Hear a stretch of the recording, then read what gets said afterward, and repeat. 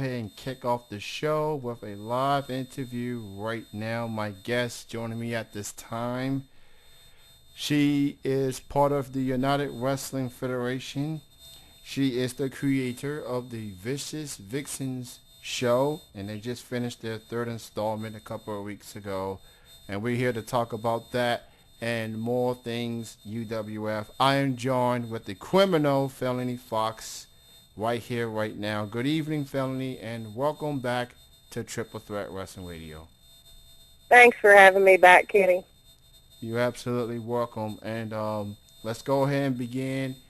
Now that you have time to look back on it and reflect on the show, this is your baby. This is your invention.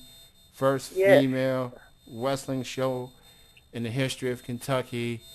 How did you feel about the show overall a couple of weeks ago? I was thrilled. It came together beautifully. We had some of the top talent this year. I mean, we've had excellent talent every year, but it came together beautifully, and I was really proud of the finished product. All those girls worked really, really hard, and it was fantastic. The whole show, top to bottom, it was really good. I want to give a shout out to Amazing Maria, who called in last week. She was definitely pleased. However, she wasn't pleased of the outcome of her match versus Jessie Bell. Of course. Of course not. Yeah, and you put the crown on Jessie, and that was the icing on the cake there. I was so proud to crown the 2013 Queen of the Bluegrass, Miss Jessie Bell. She definitely earned it, and she definitely deserves it. Oh, absolutely, absolutely. So you and I talked a little bit about the show when the show went off, when the show was finished, and we talked about our favorite matches and stuff like that. What stood out to me, two matches that stood out to me, Crazy Man. And I will bet they're the same two matches because I'm torn to call a match of the night. Yeah, I'm torn as well. I like all the matches, but if there's two matches that stood out to me, one, I guess I'll call it 1B. I'll say Lila Lodge versus Crazy Mary Dobson. Definitely. What started off as a regular match, and Gentleman Jim Chadwick turned that into a no DQ. And he did a phenomenal job as ring announcer with his Ric Flair world-looking self. I mean, Jim, he knows how to get the crowd going. He did a phenomenal job. Yeah, Jim always puts that special Gentleman Jim touch to everything, and his enthusiasm and his respect for the Vixens program is why he's been a part of it every year. I don't think we could have kept him out of the building, but definitely glad he was there to help us kick the third annual show off. He held it down, and he did a remarkable job, regardless what he does, whether it's wrestling, whether it's managing, whether it's whatever he's doing, he does it very well. He's passionate, definitely. Yes. So, Lila Lodge versus Crazy Mary Dobson, that was a remarkable match. Right up Crazy Mary's alley. They don't call her crazy for nothing. Isn't that true? Yeah, especially when she had that taser in the Battle Royal, and not sure if you saw that or not, but I saw it. I saw it all. When she got eliminated, she had the taser right at my direction. I was like, wait a minute now, woman. She's crazy. Yeah, I love her, but I was like, whoa now. That thing. She's great. She is great. And another match that stood out to me, and I was hoping that there was going to be a sequel to this match after what happened last year, and it turned out to be a sequel for the Vixens Championship, Alita Ortiz versus Epiphany. And good match, definitely. I enjoyed that match as well. Obviously, what did you like the most about those two matches? Since you and I agree that those were the matches that stood out. Well, actually, you said something different than I thought you were going to. I mean, I know you're a fan of Epiphany, and I know you're a fan of Alita, But actually, I think we agree on the Crazy Mary Dobson and Lila Lodge match. But my other choice, I was going to say, was the Queen of the Bluegrass match, because Jessie Bell and Amazing Maria definitely brought it. But now that you bring up the Vixens title match, yeah, I mean, those were 3 solid matches. And I would have to say that with the Epiphany and Alita Ortiz match, that is just brute strength on both ends. And I have to say that every one of those girls that wrestled that night, they wrestled like men, and they proved why they earned the right to call themselves Vixens, and they also proved why they are invited back each year. Without a doubt, it has become one of the most anticipated shows of UWF of the year, and we all know it's going to come out on DVD at some point. So the only way to get the DVDs is you have to go to the UWF shows Sunday nights, 150. That is how it's being offered right now, but we are in the process of setting up an online store, and hopefully within the month you will be able to purchase those online. But the DVD for Vicious Vixens 3 is still several weeks out. There's a lot of editing. There's a lot of work that goes into getting that stuff together. And but, yeah, that'll be available in a few weeks. But right now, the only way that you can get those is to purchase them at the arena on Sunday nights. All right. So for the time being, keep an eye out on the United Wrestling Federation Facebook fan page. That's facebook.com/United Wrestling Fed, FED. They'll get you posted on everything. So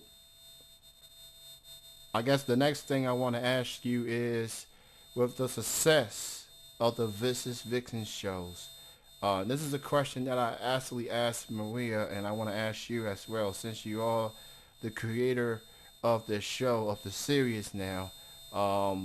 Has it ever crossed your mind maybe you would like to expand the show, maybe do more than one show a year, or you just gonna stick to the show being around Valentine's Day week or weekend, so forth? We will always do the Vicious Vixens on Valentine's weekend. It's become our tradition, but there has been a lot of interest generated. And there is talks, which I can't really say a lot as to locations, but there is talks of Vicious Vixens being brought to a couple of other locations in the state of Kentucky and maybe outside of the state as well. So yeah, it's growing. It's gonna be huge. I can definitely tell. Yeah. For those who just tuning in, you're listening to Triple Threat Wrestling Radio. We are live. We are on the air. I'm joined with the Criminal Felony Foxx, United Wrestling Federation. Check them out Sundays, 6 o'clock. The doors open. 6:30 is the bell time. 150 Edwards Avenue over at Georgetown, Kentucky. It was, and I told you this the first time I interviewed, and I want to tell this to the listeners since we on a live show rather than the video interview, is that United Wrestling Federation was the first indie pro wrestling show I attended, and that was right after the first Vicious Vixens show, which I missed out of. I started going to the show a few weeks after the first Vixen shows and getting... So we were the first indie show you attended? Yes, that is correct. Well, that's awesome. We hooked you then. Yes, I am. You can consider me a UWF addict, pretty much. Sir. Yes, consider me a UWF addict, for good reasons. So let's get to this coming Sunday show. I hear a couple of people are coming back. I hear one of my favorites and a former guest, Zodiac, is he came back last week. I hear he's came back. I hear Burgundy and them came back. I hear there's a tag team match, a couple other things going on. Why don't you talk about what's coming up on this coming Sunday that tag match is going to be crazy. It's a non-titled match. The terms of the match is the Lambs, Jimmy the Snake, and Bubba Lamb will be facing the UWF Tag Team Champions, King Hustle's Court. And if they win the match, then they will get a shot at the titles. I think it's going to be interesting. It'll definitely be entertaining.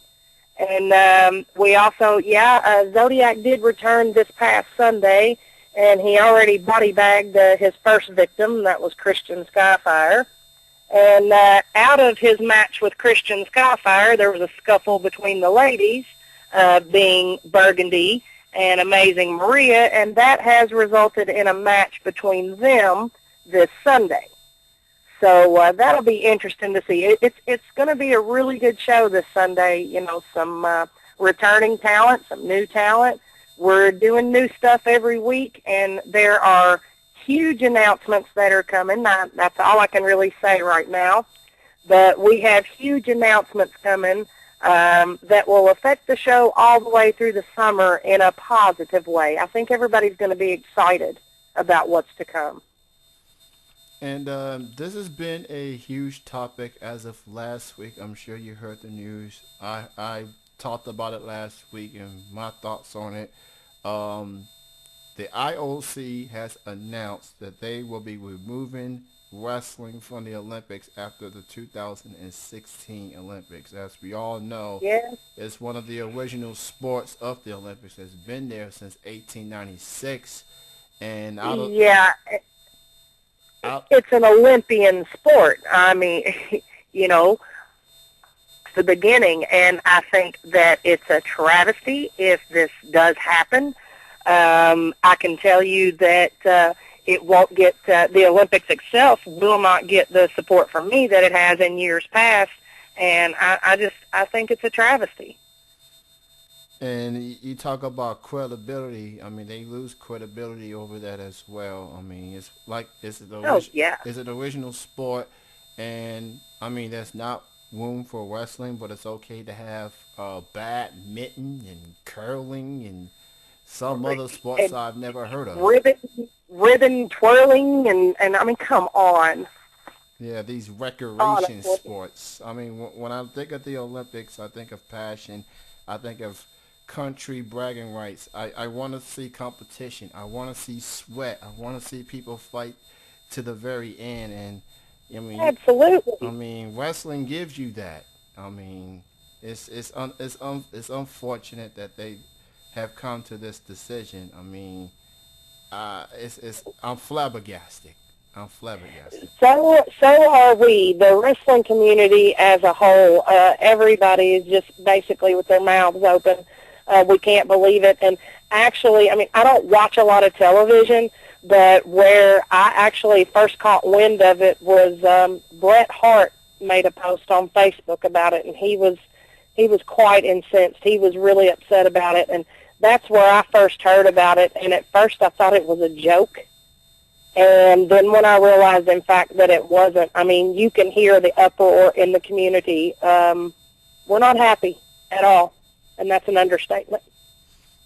Regardless of what wrestlers feel about each other, you know, character-wise or outside of that, this is one thing that the wrestling community to agree on. And from my understanding, Kurt Angle, who's now of Impact Wrestling, of course, his claim to fame was the Olympics. He won a gold medal back in 1996, and he's put together a petition to hopefully, you know, get the IOC to change their minds. And I think the website... Well, I hope he's successful with that, geez. Yes, change.org. Change.org/wrestling is the petition link to all the wrestling fans, all the wrestlers out there. I mean, it's very important that wrestling gets a spot in the Olympics, not just past 2016, but long term. So it's up to us as a wrestling industry to keep wrestling alive in the Olympics. So change.org/wrestling is the petition. Let's get as much as we can. I'll post them on my Facebook links and stuff. But I just if you don't mind, share that link, and I'll share it as well. And get over there. Can you sign it electronically? Yeah, I can post it on your Facebook wall. I'll post it on Thank you. I will post it on your Facebook wall. Um, so when we talked the first time, we talked a little bit about USWF. That's another company that you are a part of. Hmm. Any word on the up next show that they have coming up? Well, honestly, they have been in a quietus here lately.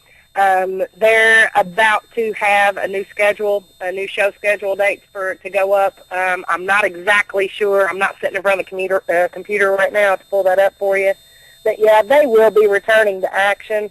There's also some other really good shows in the state right now. PWF is doing really good things in the London Corbin area. If you get a chance, check them out. They're doing a lot of positive stuff, of course. PTW in Mackville. There's also new OCW in Moorhead. I mean, even if you can't make it out to see UWF in Georgetown, there's lots of good indie shows out there. Get out there and support good indie wrestling. Amen to that, Felony. Amen to that. And it's very important for the wrestling industry, especially fans. Go out there and support your local indie wrestling show near you. It's the Yes, backbone of professional wrestling, and yes, it is. all the wrestlers you see on national television. That's I, where they come from. that's where they come from. That's how they got started. Not the Yeah. backyards. Not the backyards. We're talking real No, legit. no, no. Stay away from the backyards. Yeah, stay away from the backyards, and just get trained properly.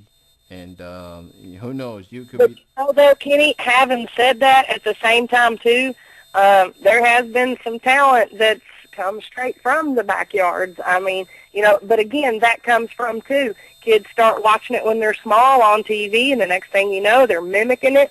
But don't do that. If you have a legit interest in professional wrestling, when you turn of age, go find a legitimate school. It's just like anything else, any other profession that you're going to do. You have to go get training, and you have to go to school to learn the trade. Professional wrestling is no different. Absolutely. Well, Felony, I'm going to go ahead and let you go. It was great talking to you again. Yeah, same here, Kenny. I'm proud of you. I'm proud of Thank you. UWF, and shout out to the fellas of UWF for being behind Absolutely. this. I mean, the fellas for giving to having the night off and let the ladies get their shine for one night is And definitely. and if I could, I would like to throw a particular shout out to the big dog Cujo, because he's always been an avid supporter of ladies in the sport, and all the ladies in the back know that we owe him a special thank you, because Vicious Vixens would not have been possible without him. And I also want to send a shout out to the honorary Vixens who were tribute. It was a Yeah. tribute to them. Bobby Blaze, mother. Barbara Jane Smith Hmm. was inducted as an honorary Vixen, and Ms. Linda Bryant, she was a ticket taker for many years and a supporter of us ladies in the sport, and we lost her last year too. And yeah, they were both inducted as honorary Vixens this year. Much respect to them and to all the Vixens that made this a show to remember in women's wrestling in Yeah, the bluegrass state of definitely. Kentucky. Well, Felony, I'm going to go ahead and let you go. Thank you for joining me, and you and UWF keep up the great work. Y'all keep We doing what will. you do. Thank you, Kenny. You have a good night. You too. Bye-bye. All right, bye-bye. That was the Criminal Felony Foxx joining me here on Triple Threat Wrestling Radio.